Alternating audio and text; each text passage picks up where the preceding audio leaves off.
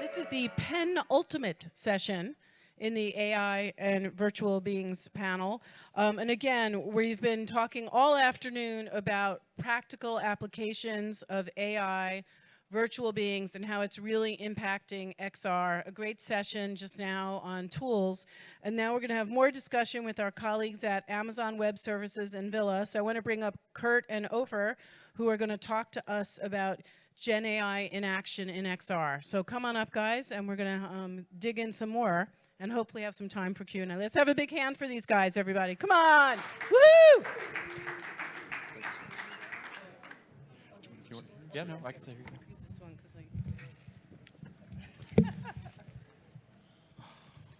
All right, thank you so much. We'll get started here, and I guess I'll use this clicker to go through this. As we get started here, my name is Ofer. I'm CEO at Villa. Villa is a metaverse, or virtual world, as we like to call it today, virtual world creation and collaboration platform. We have over 500,000 users from the last few months, so they're active, most of them. And today, in this session, we're going to focus on Genai in XR. And with me here is Kurt. Hello. It's very bright here. I can't see most of you, but I'm Kurt Scheuringer. I'm a principal prototyping architect at AWS. GenAI has been certainly an interest of mine and certainly AWS as well. My background actually is working at Lockheed Martin. I specialize actually in digital twins, enterprise software, manufacturing sustainment. So this is very relevant to what we'll be talking about today, especially when it applies to a lot of the digital twin areas when we start talking GenAI. It's not really working. I think if you point down. Huh. Maybe this. Can you do somehow? Nope. Hello. Can anybody operate the slide? Oh, it worked. Okay. So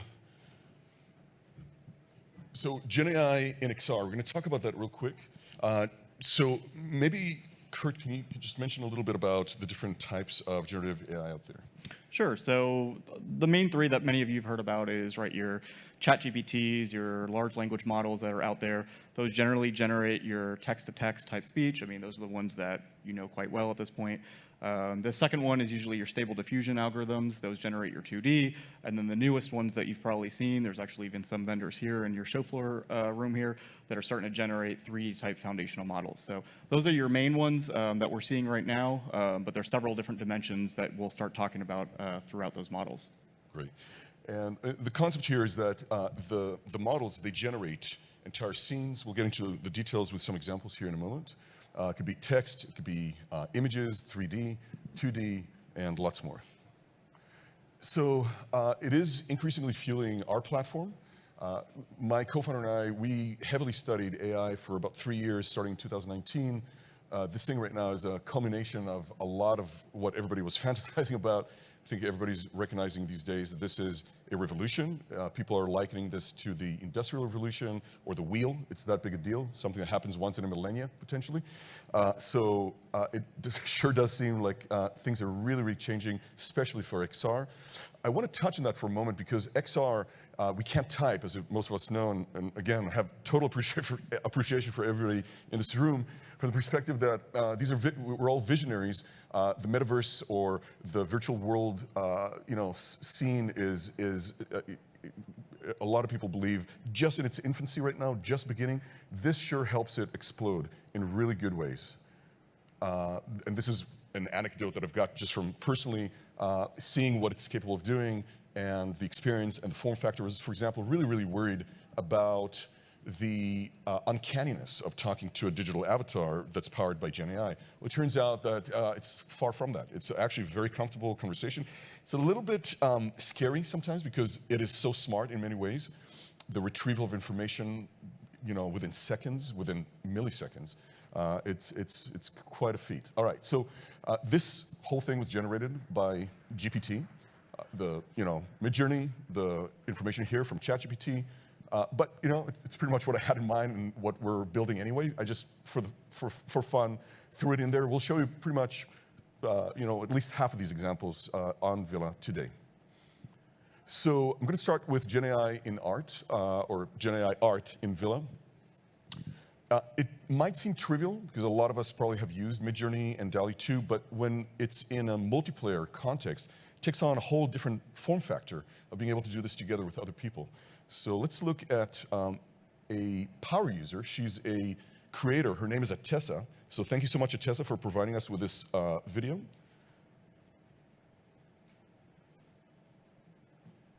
Man and a woman with Venetian masks in a masquerade ball in Venice. So I stop the recording, generate art.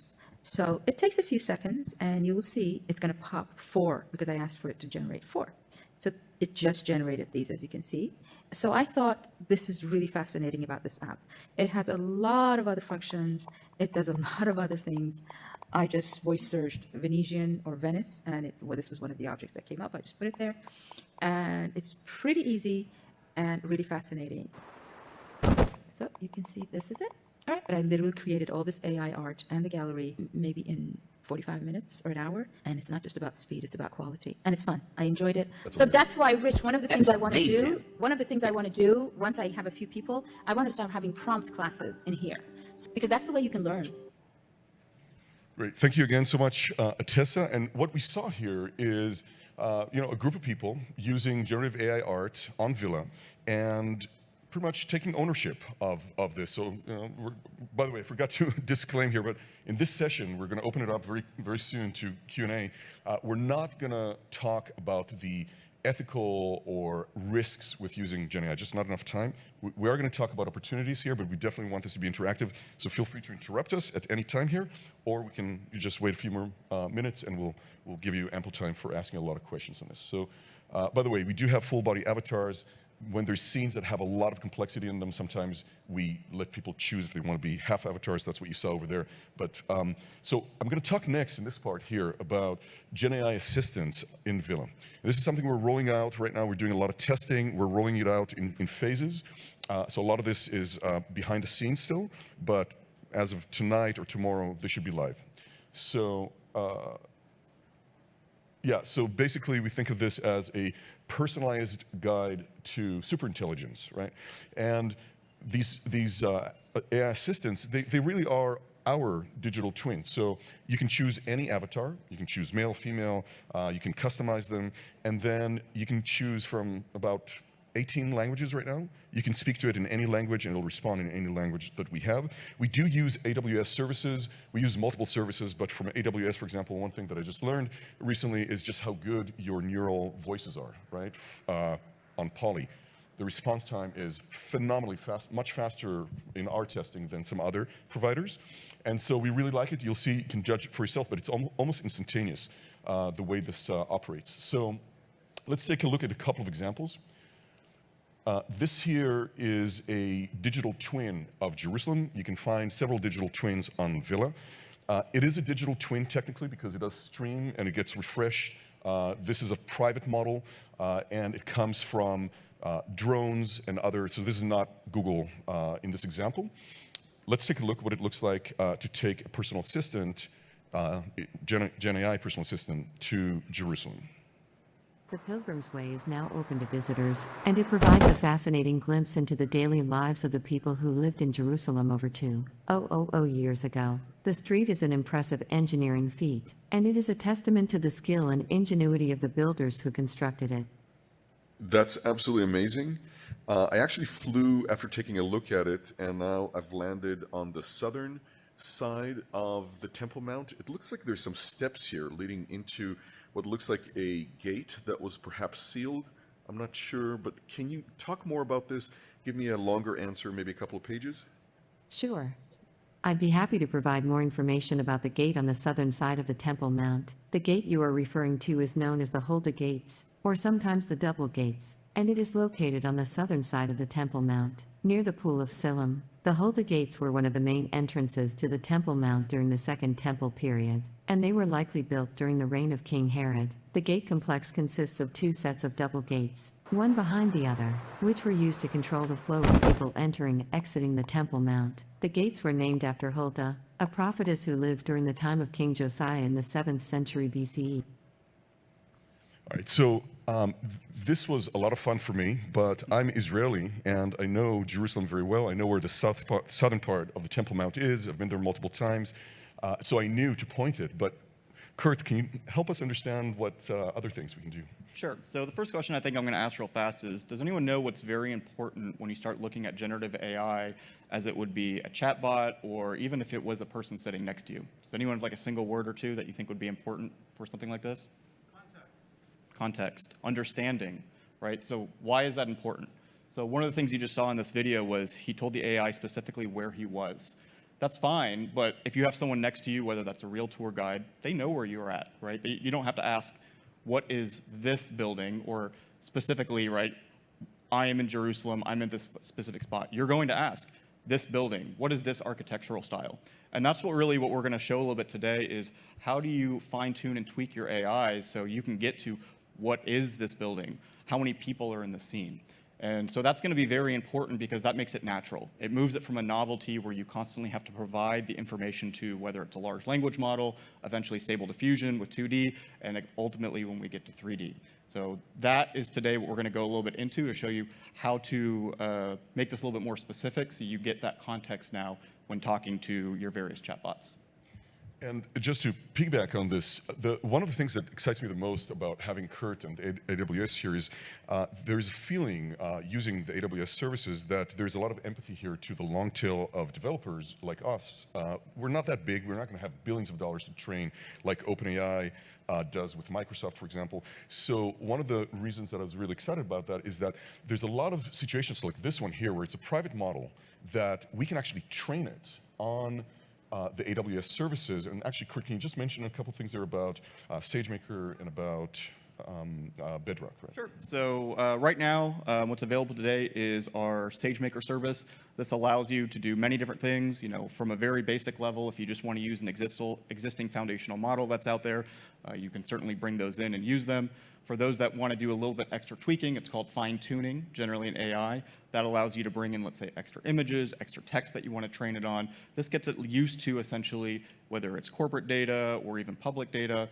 And then finally, if you really want to go the hardcore route, you can go and train a whole new foundational model that generally is a little bit more complex, and some organizations may not be up to that task, but usually actually the foundational models that are out there right now are good enough. When we start looking at our upcoming service called Bedrock, it makes it a lot easier. It's serverless to scale out. It'll start out with a few foundational models. AWS Titans models are the ones that will be coming out. Those will be for large language models and text embeddings. Stability AI is one of our stable diffusion partners that we'll be bringing in, as well as there's a few from AI 21 Labs and also Anthropic. Right. So those will be some of the ones that will make it easier to use in those cases. Thank you so much. And yeah, it's very, very promising. So for people here that are developers and are thinking about getting into this, just know that you don't have to use third party. Oftentimes, when you have private information or things that you want it your way, it doesn't have to be that costly. And I think this is the promise of where this whole thing is going. I'm hearing of people doing it on one GPU, getting to levels of training of LLMs that are as big as GPT 3.5 and one GPU. That's if whoever was able to do that, I salute. But I think this is the direction this is going, which is amazing. Yep. All right, so let's take a look at the next one here, which is actually it's your slide. Yep. So let's talk a little bit about how do we, let's say, fine-tune our model. How do we get this context in? And it can be actually very easy. So actually, if you start at the center of a lot of these, it's your digital scene. Whether you're talking about Jerusalem, you're in a factory, you have your own other types of situations where you might even be wearing a headset walking around this convention center. You have a lot of metadata points that come with that data. Whether you're talking about Jerusalem, you know you're in Jerusalem. There may be other visual positioning system data and metadata associated with that. In addition, if you didn't have that, you can feed it through existing computer vision algorithms to give you those data points of, is there cars in the scene? Is there people in the scene? What's the mood of the scene? Those are all contextual clues that we can now feed back as context into those large language models. So when you ask, what is this? What is this building? What is the style? Behind the scenes, we can grab a lot of that data out to feed it that context on a very basic level. There's a second level, which is called retrieval augmented generation, that allows you to use either private or public data sets, essentially to reach out and further grab context. Those can be used using our Kendra services, for example, to search some type of data set you give it. That, again, provides context back to the LLMs. But that's so far only talking about the large language models. The second step to that is, what if we start looking at the 2D, the 3D gens? So on the left-hand side, you'll see that there's a model. In this case, maybe it's a 2D model that was trained on 2D input and different data. Those can feed back in. So now in your large language models, it can understand what you're trying to ask it, and maybe even up to this point, do prompt generation back to 2D to give you back the image that you're looking for to insert in your scene. And you'll see that here in a couple examples of what that might look like, of what we might generate and the context behind that. Great. So let's take a look at another concept here. This is performances. This is from a partner called Tedavi that we use. There's various partners doing volumetric video for performances. We operate these on Villa. This is still an up-and-coming area. We've done a lot of optimization so it works on low compute devices such as Quest 2. Let's play it.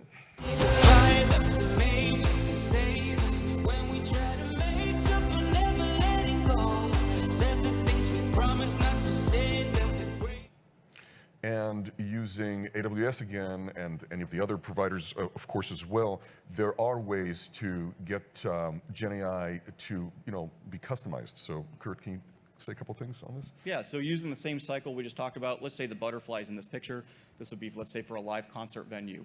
They may be having XR glasses there, they may be doing live video streams. Well, how do we generate these butterflies? One is we pull from a database, that's fine and dandy, that's what we've been doing up to this point. But using Genai, you can now analyze, let's say, the lyrics of what's being sung. What's the mood of the scene? What are the dancers doing? What are the people doing? And we can analyze that today using even the services that we have in place to say, this is the time where we need to generate butterflies. What are their colors? What are they doing? How fast are they flying? Those are things that are actually things that we can do today, even with some of the basic 3D Gen AI algorithms that exist right now in open source areas and some research areas. Fantastic. Or for example, if anybody wants to track the motions of the performers, you can contextualize them along those lines, just like with the butterflies. I'm going to show you a couple more examples here of GenAI in action. Can you do a 2-minute guided meditation? Focus on your breath, feeling the sensation of the air moving in and out of your body. If your mind wanders, bring your attention back to your breath.